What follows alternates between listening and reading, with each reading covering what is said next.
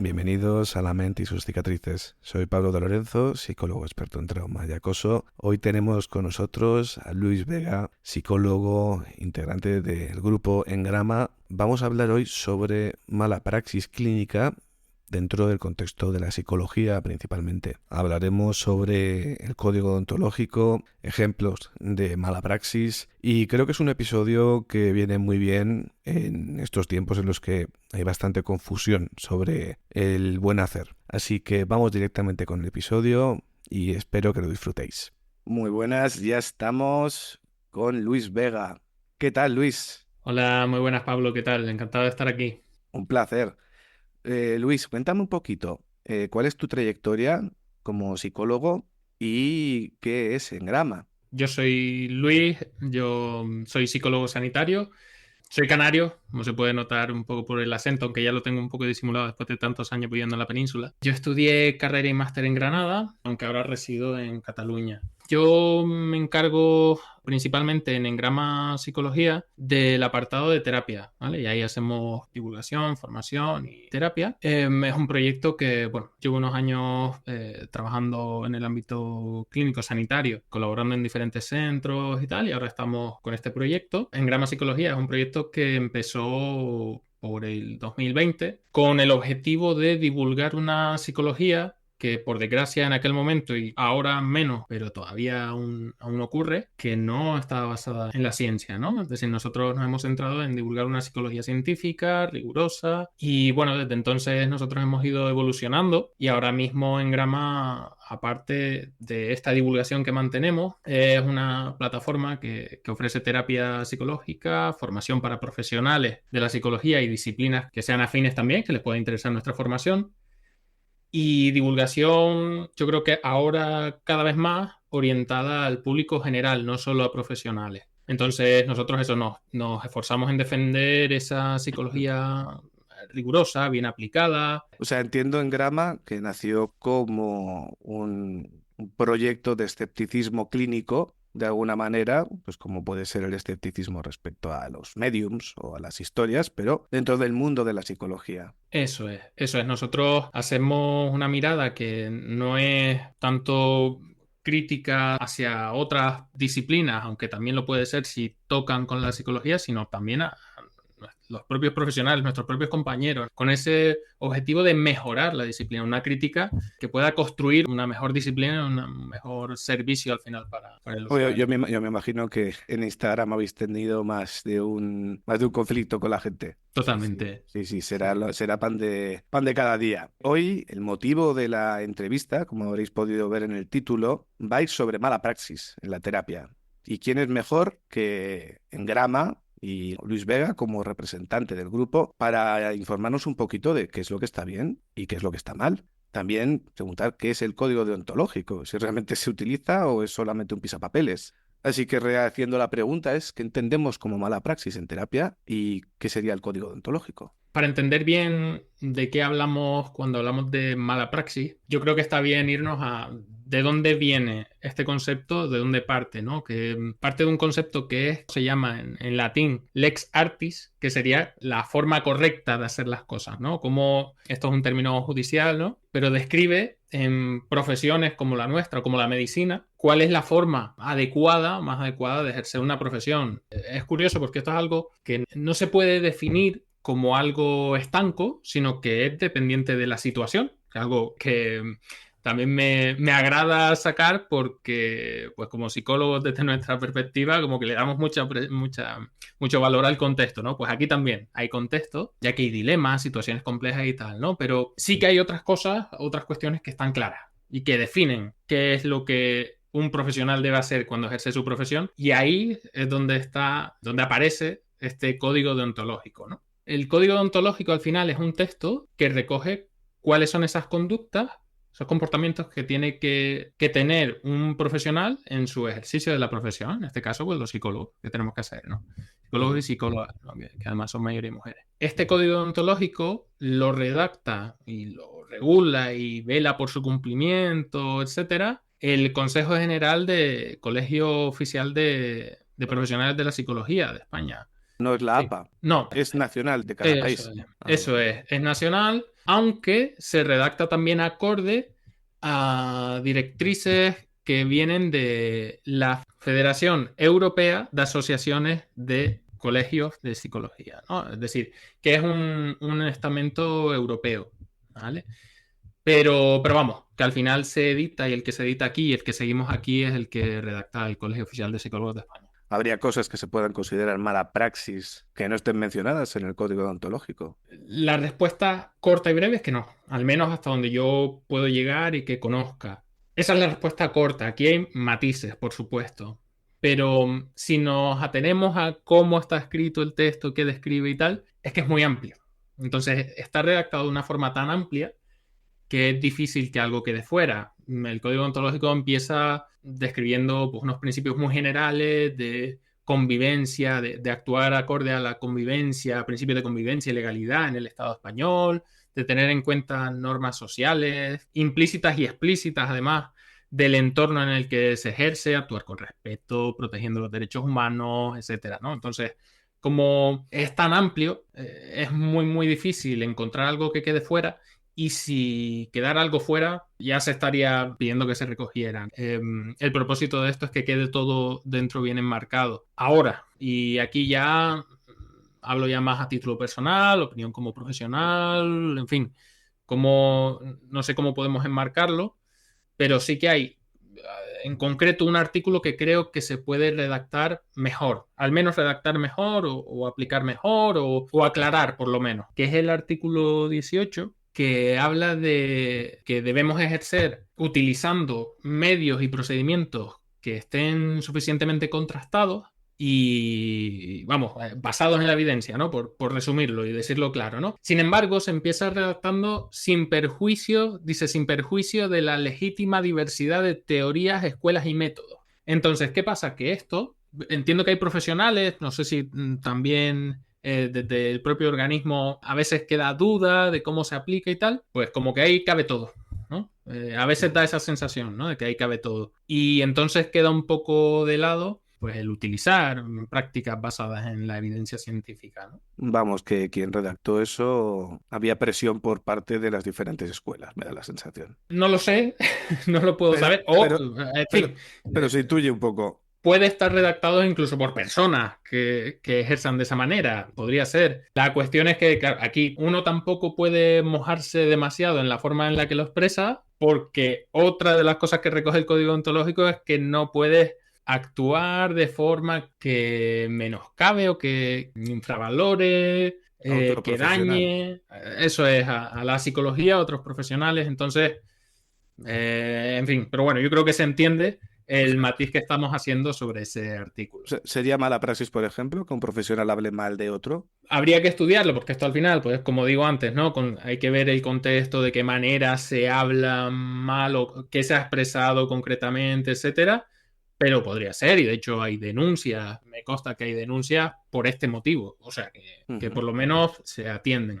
Antes de meternos con lo que serían conductas concretas o fallos por parte del profesional que podamos reflejar como mala praxis, preguntarte un poco qué consecuencias puede tener en el paciente la presencia de esta mala praxis. Claro, pues aquí es que las consecuencias pueden ser de todo tipo, vamos, de todo tipo, todo lo que podamos imaginar, ya que hay también un montón de formas de violar ese código deontológico, ¿no? Y de ejercer la mala praxis. Desde el momento en el que, pues, los medios que utilizamos, cómo manejamos la información, hasta luego en el procedimiento, cómo tratamos incluso la información después de acabar el procedimiento. Hay un montón de cuestiones aquí que pueden ser mala praxis, que podemos luego ver, pues eso, pues, oye, se filtra una información y esto afecta al honor de la persona, a la privacidad de la persona, etcétera, ¿no? Pero yendo más a ese ámbito clínico, de cosas del procedimiento, puede haber cuestiones que sean de dar información que pueda ser errónea, dar unas recomendaciones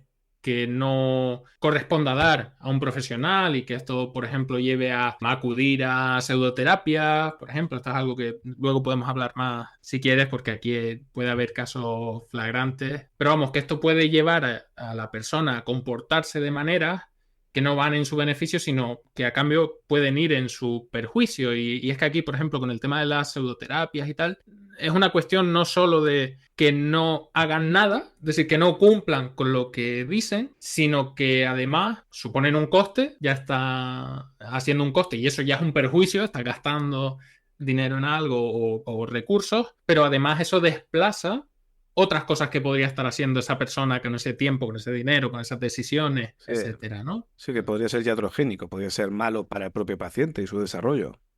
Eso es. Y además es que es importante que menciones esto porque esta es la base, ¿no? Que a veces consideramos que, bueno, es que en la psicología, como no tratamos con fármacos, no operamos o algo así, pues como que no podemos ser iatrogénicos. Y claro que sí, por supuesto que podemos ser iatrogénicos, esa es una forma, pero luego hay otras, como ser procedimientos, técnicas de una forma inadecuada o técnicas que no estén avaladas por la ciencia y tal, que pueden conllevar, yo sé, pues por irnos a lo más simple, una exposición a una fobia mal llevada que lleva a un empeoramiento de la fobia, unas reacciones todavía más intensas o incluso una experiencia traumática a raíz de esa situación, ¿no? Vamos un poco por áreas y ejemplos. ¿Qué podría ser mala praxis en el establecimiento del marco terapéutico? El marco terapéutico entendemos como cuando se dibuja el contexto en el que se va a realizar el procedimiento terapéutico. Con esto entendemos, por aclarar la pregunta, también el tipo de enfoque que utilizamos, por ejemplo, ¿no? ¿Desde dónde partimos, ¿no? Para abordar ese proceso. Sí, sí, todo. Pues mira, aquí hay un aspecto fundamental que es una cuestión de cuál es el propósito de estar en terapia y de atender a la persona, que es establecer unos objetivos. Si no estamos ahí para escuchar y acompañar a la gente, no solo para eso, por supuesto estamos para eso, por supuesto, y es lo primero y es básico. Hay mucha gente que me comenta que lo único que se ha encontrado en terapias que simplemente escuchaban. Y eso, pues a Eso es. algunas personas les puede venir bien, pero se quedan con un concepto de lo que es la psicoterapia un poco vago, la verdad. Claro. Y que no, al final no es nuestra función. La función de escuchar puede ser la de un amigo, la de un familiar, de alguien externo. Y si esa persona viene a terapia buscando a alguien que le escuche, que le valide, etcétera, está muy bien. Y por supuesto, nosotros tenemos que escuchar y validar a esa persona, pero tenemos que identificar esta situación y trabajar en que la persona tenga quien le escuche, ¿no? Es decir, que desarrolle redes de apoyo, que desarrolle esa red social, que le pueda escuchar, que le pueda validar, etcétera, ¿no?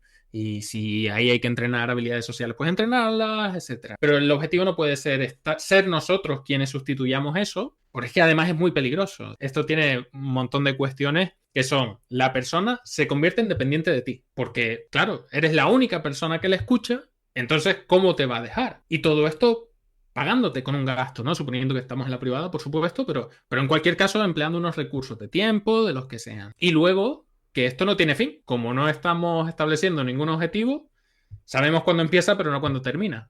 Entonces, claro, aquí hay terapias que no están basadas en la evidencia, que directamente, abiertamente dicen, desde el psicoanálisis más tradicional, por ejemplo, vamos, yo he escuchado profesionales que dicen, bueno, es que como no se puede buscar una cura en el malestar de esta persona, no hay cura, por lo tanto no hay objetivo, ¿no? Ellos además lo ponen como con esa palabra, ¿no? Cura, ¿no? Podemos traducirlo a ese como un objetivo, unos cambios que establecer, que conseguir, etcétera. Pues como no los hay, pues esto es para toda la vida. Ahí tenemos ejemplos, nos podemos ir a los ejemplos más clásicos de las películas de Woody Allen y tal, ¿no? Como él va a terapia y su psicoanalista es para toda la vida, vamos. Sí, a un precio además bastante más alto que otros terapeutas. Claro, sí, que además puede ser caro, que además la persona que acude a este tipo de profesionales puede hacerlo desde el conocimiento, desde el desconocimiento, pero es responsabilidad del profesional actuar de forma correcta, acorde al código ontológico, a unas buenas prácticas, etcétera. Y luego, además, yo creo, y en eso se basa en Grama y el trabajo que hacemos, informar a la población. Es decir, que para mí es también obligación no solo lo que hago dentro de la terapia, sino también fuera, informar de estas cosas, lo que estamos haciendo aquí, y exponer estos casos. Me viene un poco a la memoria, a ver, en primer lugar, el psicoanálisis se considera pseudoterapia, si no recuerdo mal. Bueno, hay películas donde hacen broma de esto, en el que el paciente... dejar claro, además, a los oyentes, que también nos pueden oír por ejemplo, Argentina, Uruguay, Chile, que tienen una corriente más psicoanalítica, tienen esa preferencia. En Francia también, la lacaniana creo que tienen. Y en España, por ejemplo, en el resto de Europa, el diván no existe. O puede haber un asiento cara a cara, o una mesa de por medio, pero ese concepto de diván, hablar en vacío, en España no existe prácticamente. Eso que lo sepa la gente que puede escucharnos desde México, desde Colombia, desde Argentina, que igual ellos lo tienen como muy asimilado, pero aquí en España es algo como muy extraño actualmente. Totalmente, es mucho, mucho menos frecuente. Yo tampoco pondría la mano en el fuego de que no hubiera. De hecho, A ver, los creo que hay, en los hay. Cataluña especialmente hay algo, pero sí que es mucho, mucho menos frecuente. Vamos, no hay ni comparación. Había una película que no recuerdo cuál era. La verdad que me gustaría acordarme, pero no me viene. En el que está el cliente hablando al principio de la película. Creo que comienza con eso, en un corto plano, hacia la cara del paciente. De repente se aleja el plano y aparece el terapeuta que está llegando de cunclillas con la servilleta que acaba de comerse un sándwich y se vuelve a sentar y dice, "Ah, muy interesante, vete por ahí." Ya ves. Y más, Sí, sí, tonterías, pero que al final es una crítica en total. el cine que parte de una realidad. Luego, la siguiente pregunta que me gustaría hacerte es, ¿qué sería la mala praxis en el procedimiento terapéutico? En el Ujú. hacer. Claro, aquí por supuesto podemos seguir estirando de ese principio, ¿no? De cómo si partimos desde un enfoque que no es científico, pues lo más probable es que ese procedimiento que luego lleves a cabo, pues también entre dentro de lo que se pueda considerar una mala praxis en un alto porcentaje, ¿no? Entonces, podríamos seguir tirando de ahí. Si no nos metemos ahí y nos vamos a, bueno, pues oye, que gente que trabaje desde las terapias con mayor evidencia, las terapias basadas en el análisis de conducta, terapia cognitivo-conductual, terapia de tercera generación, etcétera. O bueno, también se puede emplear mal una técnica en este caso. Vuelvo siempre a los ejemplos más que creo que son más sencillos técnicamente, hacer mal una exposición o introducir nuestros principios y valores, por ejemplo, ¿no?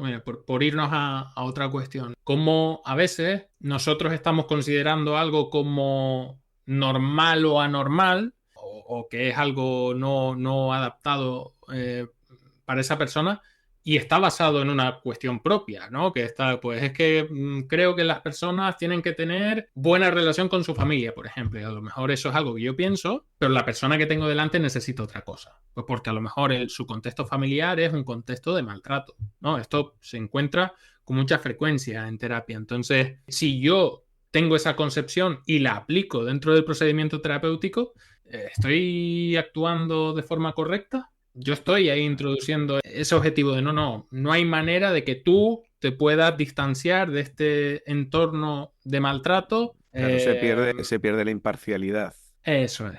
Bueno, me imagino que también dentro del procedimiento psicoterapéutico, creo que se recomienda que compres miel al tío Paco familiar suyo, pues tampoco está muy bien visto. Claro, si es que aquí, bueno, nos podemos ir a casos que yo no he podido saber de qué profesional se trataba, pero que a mí me cuentan las personas que vienen a terapia. Además, creo que esto es algo que ocurre mucho en Engrama, gente que viene de otras experiencias que son así, pero creo que esto nos lo encontramos todos, de todas formas, ¿eh?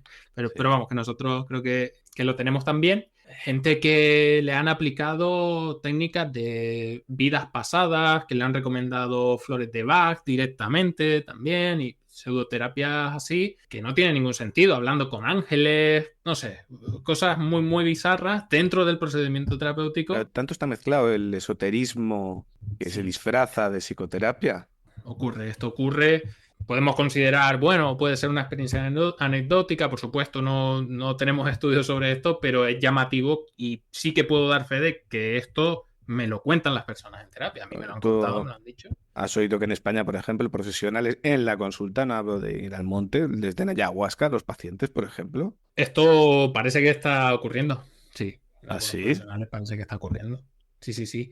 Sí, además es que es esto, nosotros como profesionales de la psicología, y esto creo que es importante entenderlo, primero somos personas de este mundo, de esta sociedad. Entonces, que hay profesionales de la psicología que, pues vamos a decir, se han podido sumar a la moda de las experiencias a través del consumo Sí, pero de la claro, ayahuasca, por ejemplo, como tienen estás que diciendo. atenerse a las normas legales. Por supuesto, debería, Es claro, como si alguien se pone a debería, hacer debería. psicoterapia para estrés postraumático con MDMA, se salta todos los principios legales, a la persona le da un chungo, ya no hablamos ni de experimentación ni nada, sino que directamente Ujú. le provoca un síndrome, pues, yo qué sé, serotoninérgico y a tomar por Ujú. saco. Sí, sí, sí, El seguro que pagamos creo que no cubriría eso, sinceramente.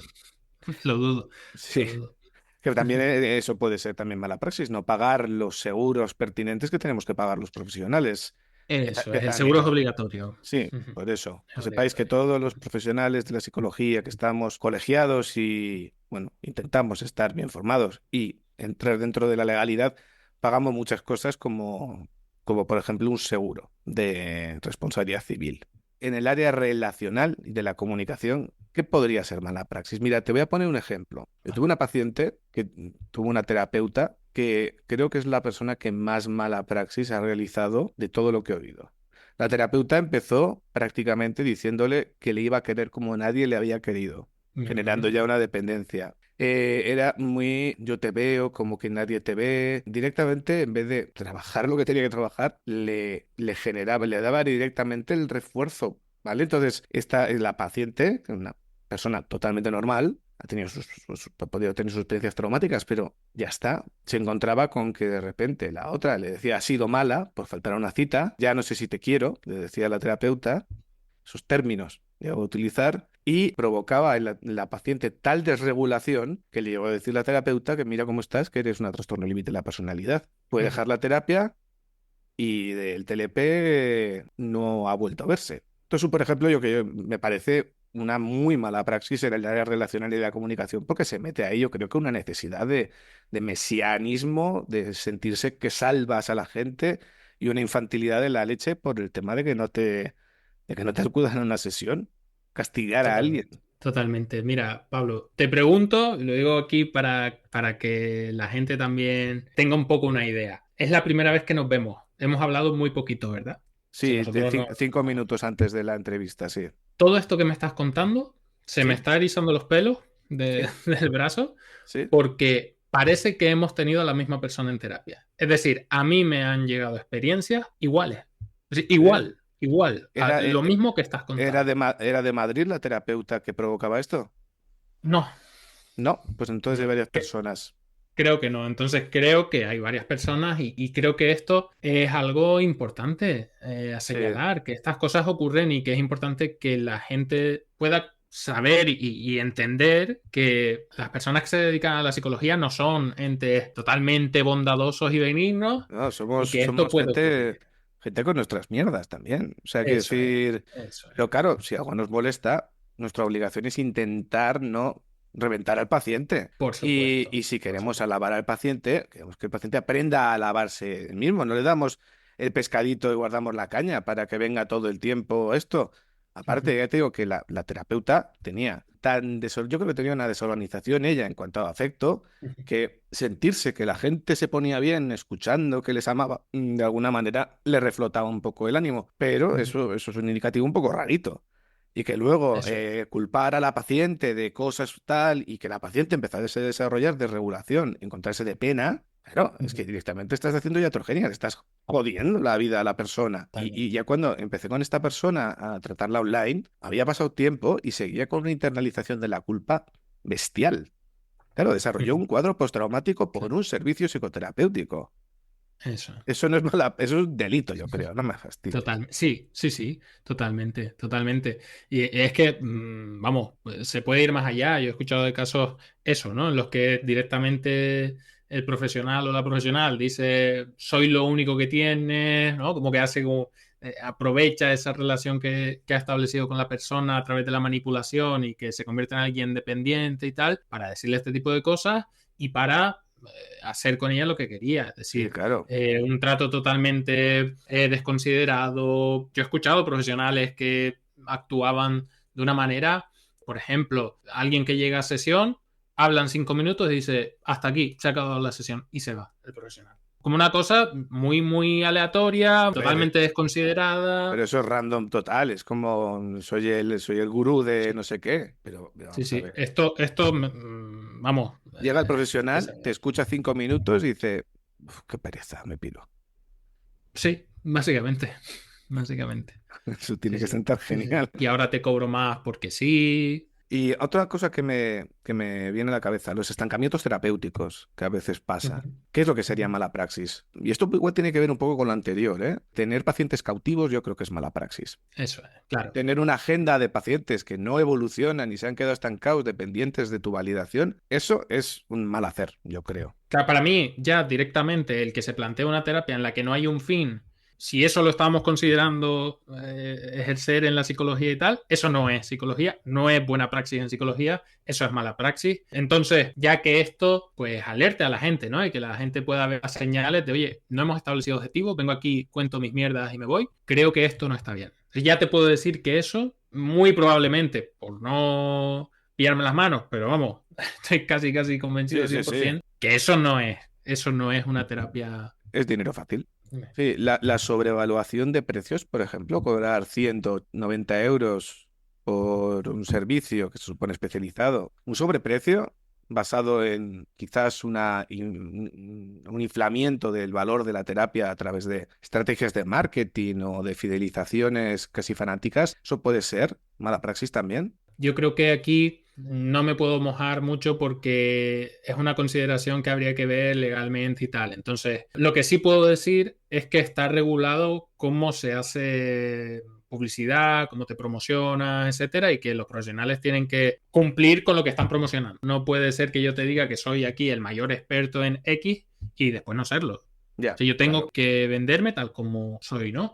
Con respecto al precio, ahí no sé si el Colegio de Psicólogos llega a regular, que bueno, hay unas cuestiones de competencia entre psicólogos, etcétera. Creo que ahí hay más manga ancha. Sí, a ver, yo Ahí creo hay más que manga ancha. Pero que hacer un dumping de precios y echar por tierra los precios, yo creo que hasta las propias También. personas, los propios clientes no irían, porque al final, si tú vendes tus servicios a 10 euros la sesión, la gente va a decir, uy, este tío está desesperadísimo, no voy a ir. Todo tiene un sentido. ¿Y qué otras cosas en general consideráis mala praxis? Si nos podemos poner varios ejemplos muy concretos y prácticos. Sí, bueno, hay que tener en cuenta todas las cosas que se hacen en un proceso de terapia, ¿no? Pues, por ejemplo, que el profesional tiene que hacer un registro de lo que se va haciendo, una historia clínica, que se redacte adecuadamente esa historia clínica, que la persona tiene acceso a esa historia clínica. No sé, aquí hay unas cuestiones también que, bueno, que se han escuchado casos, ¿no? De hacer informes poniendo consideraciones que son inapropiadas, que esto lo recoge, por ejemplo, el Colegio de Psicólogos en el Código Ontológico, poner ciertas etiquetas, ¿no? De esto es anormal o descalificativo, cosas que no,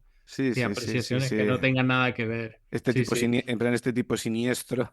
Pues claro, eso es, sí, sí, totalmente. Eso puede ocurrir y hay que tener en cuenta que eso es una mala praxis. Había oído, por ejemplo, que esto lo tengáis en cuenta, que si no pueden hacer un informe ningún psicólogo de vosotros, si vosotros no habéis sido evaluados. Yo me enteré hace tiempo de una chica, una psicóloga, que hizo un informe sobre el novio, que se supone que había una relación de maltrato, e hizo un informe sobre él Claro, y no lo había evaluado. ningún Y sentido. le cayó una denuncia, vamos, Sí, ¿qué más sí, sí. cositas?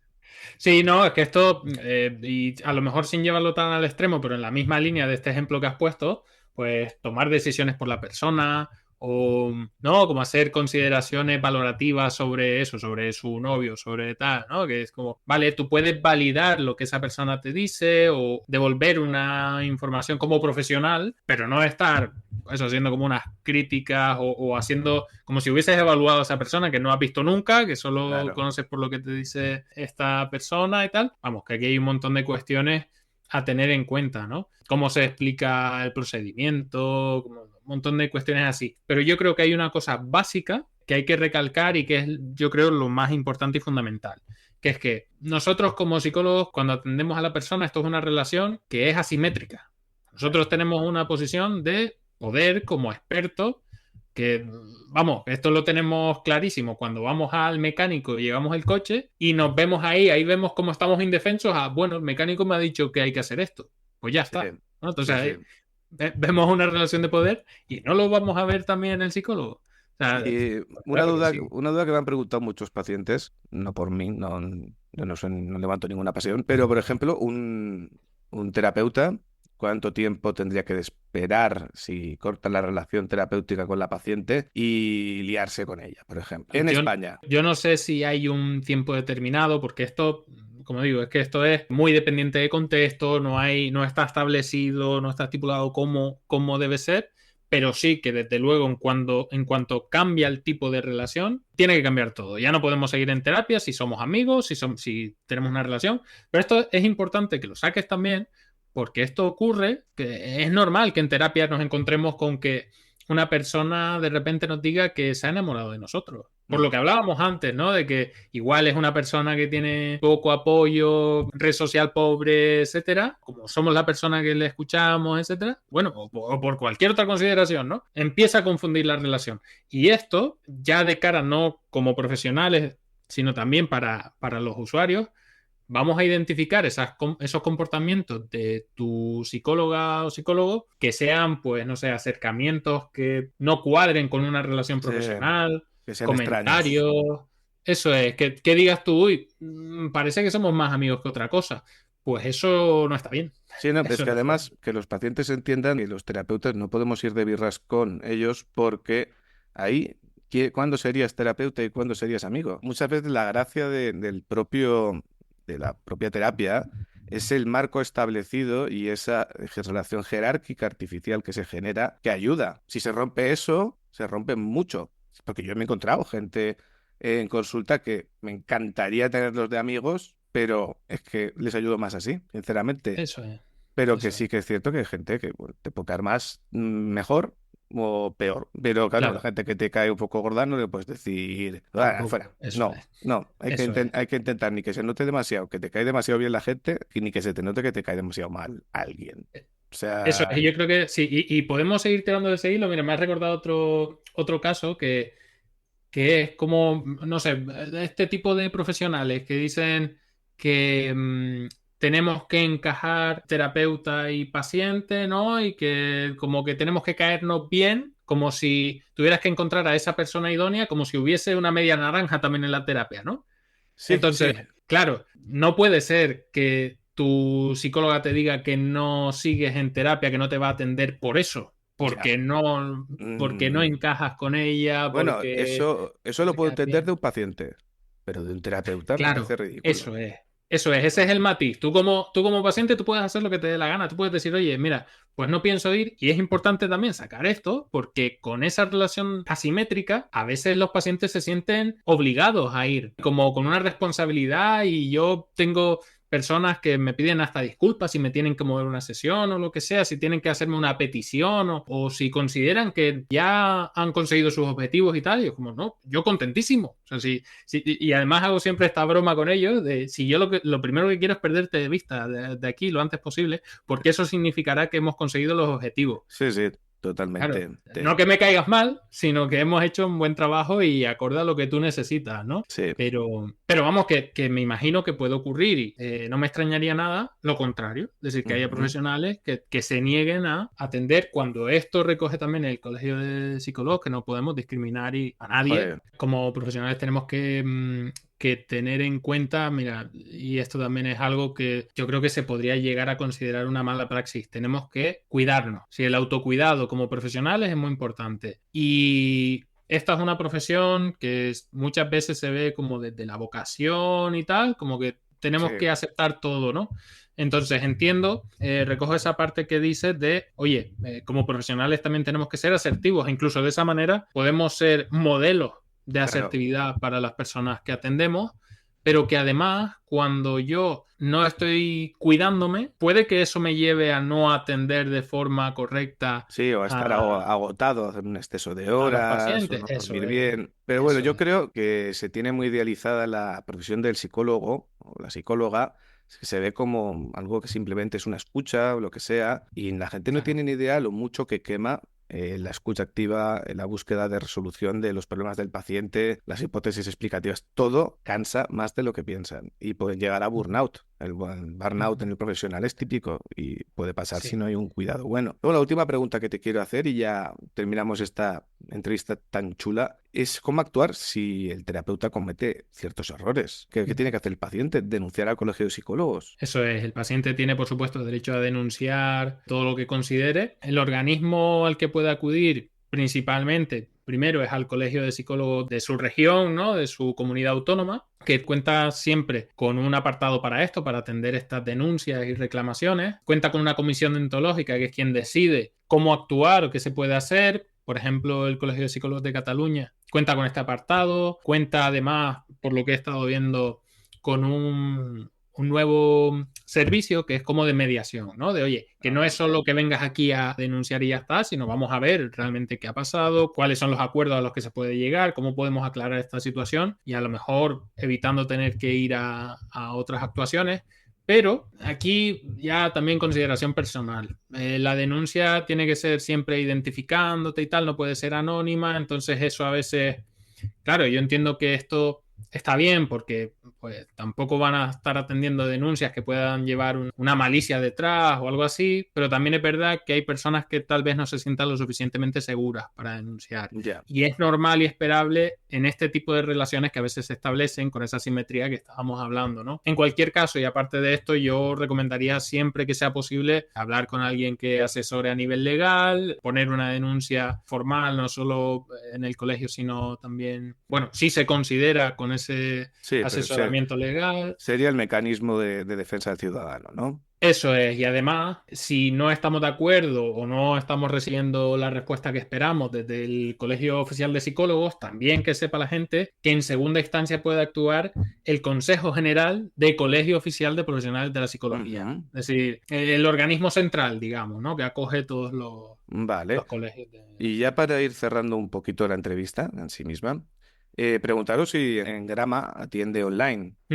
Eso es. ¿Podrías Nosotros darnos un podemos poco para los oyentes, si alguien quiere trabajar con vosotros a nivel terapéutico, qué tiene que hacer? que visite nuestra web o nuestras redes sociales. Estamos en todas las redes sociales, estamos en Instagram, Twitter, en YouTube tenemos un canal también por si quieren ver nuestro contenido, conocernos mejor. Y en nuestra página web, en gramapsicología.es, pueden ver toda la información y contactar con nosotros, pedir asesoramiento, información, no solo decir sin ningún compromiso de venir a terapia, sino también cuestiones de estas, que tengan dudas sobre un trato que estén recibiendo, lo que sea. También pueden preguntarnos nuestra opinión o nosotros buscamos siempre mantener ese compromiso de informar a la persona y formar mejores pacientes en la medida de lo posible. Claro. En ese sentido, ¿no? De que sean pacientes informados, que puedan ejercer su derecho, que puedan discriminar qué está bien y qué no y qué servicio deben recibir, aparte de también de que también puedan consultar con el colegio. Está bien que haya gente como vosotros que ayude a cribar el grano de la paja, sinceramente.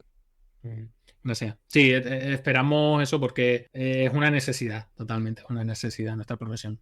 Pues muchas gracias, Luis Vega, psicólogo sanitario, perteneciente al grupo En Grama, que nos has permitido conocer un poco más lo que es la mala praxis en la psicología y la psicoterapia.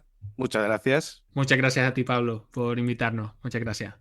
Y hasta aquí llega el episodio de hoy. Recordaros que tenéis el correo electrónico lamentysuscicatrices@gmail.com para cualquier consulta, curiosidad o sugerencia de tema. Muchas gracias por estar ahí, por escuchar y nos vemos en el próximo episodio.